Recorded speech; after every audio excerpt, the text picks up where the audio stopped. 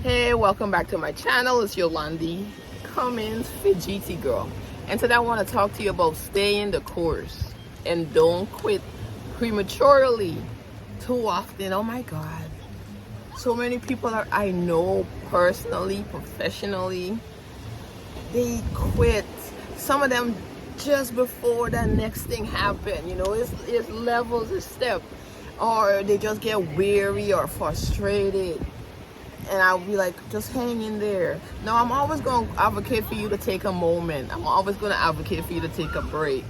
Always going to advocate, excuse me, always advocate for you to take whatever you need to take, but not quitting.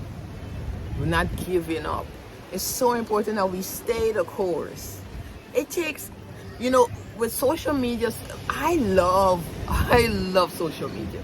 But what social media does, it shows people's life, or what people portray their life to be, and everybody's life is fabulous, and everybody's home is aesthetically pleasing and is decluttered, and they don't even look like there's kids, they don't even look like there's people living there, right?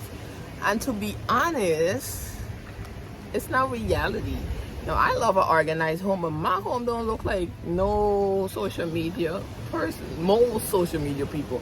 Because the truth of the matter, before they take pictures and make these videos, they clean and declutter the house.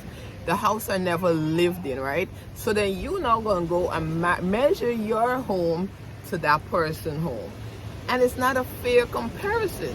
And we do that in many areas. You measure that person's marriage, or you measure how that person's kids perceive to be, or we measure different things. We measure, oh, she had a baby. Like, I had my second baby. He's 2.5. I haven't snapped back. I ain't worried about it.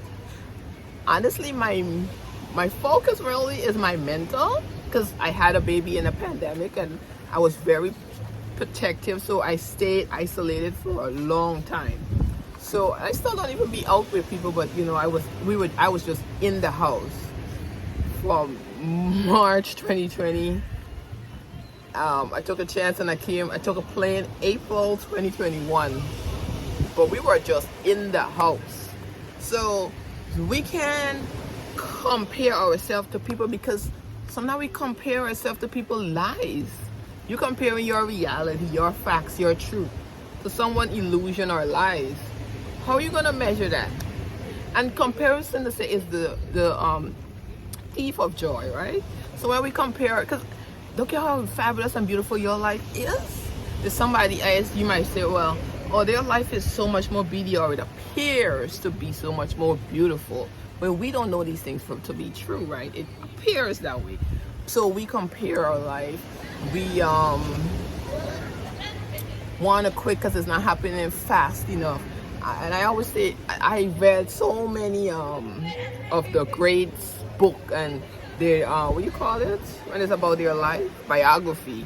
And because I wanted to know how long did they take, their business just took off right away, and nobody business. Steve Harvey was homeless.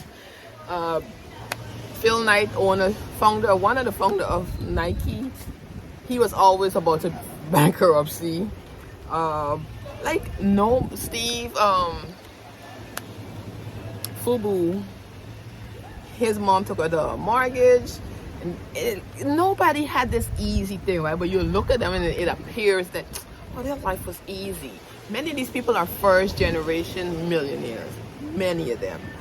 Phil Knight's father was a lawyer, but I don't know if he was a millionaire, but I know he was a lawyer. How well he did, I'm not sure. I never Googled him, but I know he was a lawyer, and he paid for Phil to go to school to be a lawyer. And Phil did track.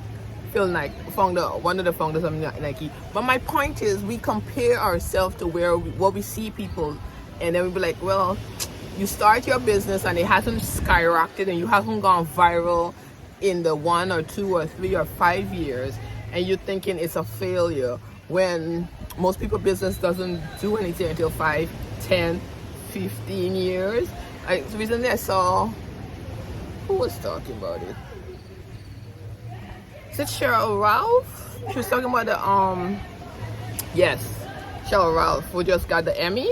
She was talking about a lady, I don't remember, I didn't remember the lady name, who wrote a playwright, and she's 92, and she's gonna have her first play on Broadway. You know what I'm saying? So she if she had quit and said, I'll never do this because I'm about to be out of here, would it happen? No. But we can't quit. We gotta keep going. We gotta figure out how to fuel ourselves, how to encourage ourselves.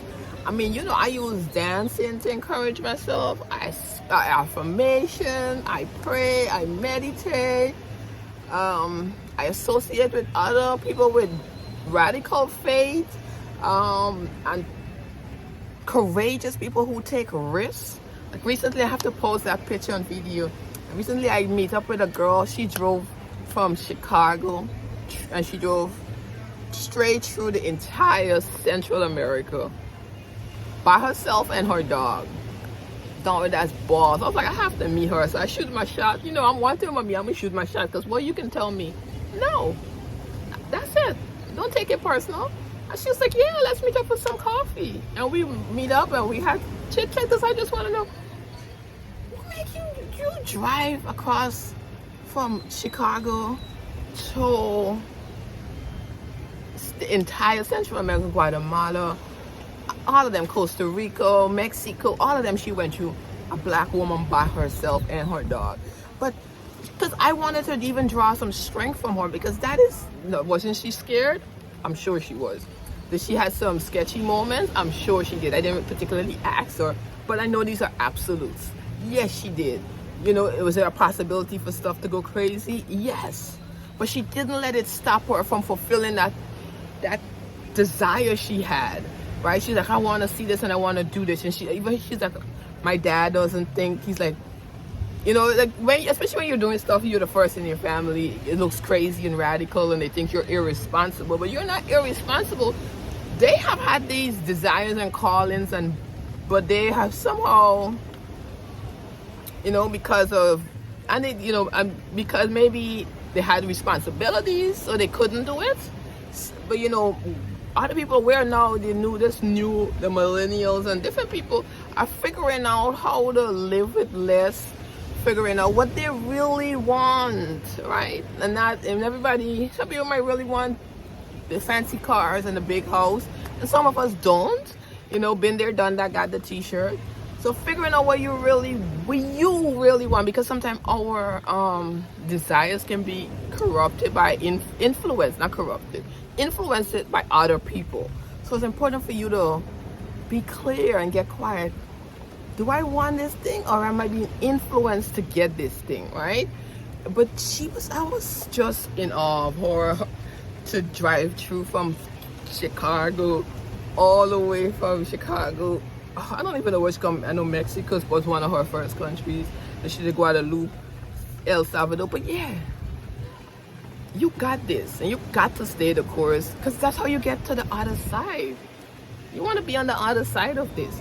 You don't want to always be there, and then, you know, we get real. I try now to be gracious and don't talk down to myself when I make a mistake or whatever. But you know, we can be very brutal to ourselves, and we don't want to do that. So staying the course means you might have to change some stuff up. You might gotta manage your time, manage your energy. Where you delegating out your energy, where you delegate, can you cut back on some of this stuff? Like I had to cut back on phone calls and cut back on certain things because I got things to do. I got business to run, I got kids to look over, I gotta make sure my husband good, and most of all, I gotta make sure I'm good. Most of all, because if I am good, I'm not good, how all these other things is gonna happen, right? So making sure you're good too, it's important. So stay the course, don't quit, but be strategic. Take the breaks when you need it. Get a to-do list, whatever it is you need to do, but don't quit. Don't quit. It's coming. Remember, joy comes in the morning, and we don't know when the morning is going to be. The morning could literally be tomorrow. The morning could be 5 years. If I tell you my life is where I thought it was going to be, I'll be lying, because it's not. It's not. Some aspects is better. Some aspects I'm a little disappointed. So it's, you know, but that's the ebbs and flow of life. We don't get everything as exactly how we want it, right? So, but we still give thanks. We still be in gratitude of these things. But don't quit. You can't quit. How you gonna quit? The kids are watching you. Like that little one, he mimics everything I do. I can't quit. I gotta stay the course. Stay the course. All right, I love you. If you find this message useful, send it to someone who might need it. Share it. Hit the subscribe button to the channel. Hit the like. Leave a comment. Tell me something. Where you watching this from? Alright, I love you guys. I try to keep this message short because you know I can be long-winded. 10 minutes, 42 seconds. Bye.